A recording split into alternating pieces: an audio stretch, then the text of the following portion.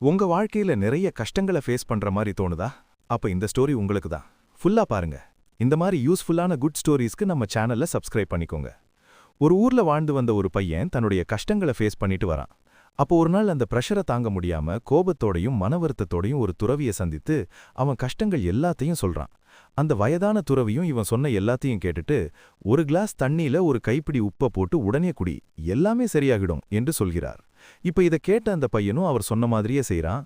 குடிக்க ஆரம்பிச்ச கொஞ்ச நேரத்திலேயே அந்த தண்ணியோட டேஸ்ட் பிடிக்காம அதை கீழே துப்பிடுறான்.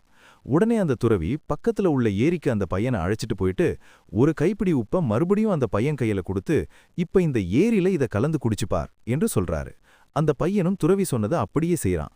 பட் இந்த டைம் அந்த ஏரி தண்ணிய குடிச்சு பார்த்துட்டு, எனக்கு இதுல கொஞ்சம் கூட உப்பு கலந்த மாதிரியே தெரியல என்று சொல்லும்போது, பதிலுக்கு அந்த வயதானவர் சிரிச்சுக்கிட்டே சொன்னது என்ன தெரியுமா? நம்ம வாழ்க்கையில வரக்கூடிய கஷ்டங்களும் இந்த உப்பு மாதிரி தான், எப்பவுமே இருக்கும். ஆனா நம்ம மைண்டையும் மனசையும் அந்த கிளாஸ் மாதிரி சின்னதா வைக்காம அந்த ஏரி மாதிரி பெருசா யோசித்து பார்த்தோம்னா எல்லா பிரச்சனைகளையும் ஈஸியா கடந்துடலாம். சோ இந்த ஸ்டோரியை உங்க ஃப்ரெண்ட்ஸுக்கும் ஷேர் பண்ணுங்க, அவங்களும் தெரிஞ்சுப்பாங்க.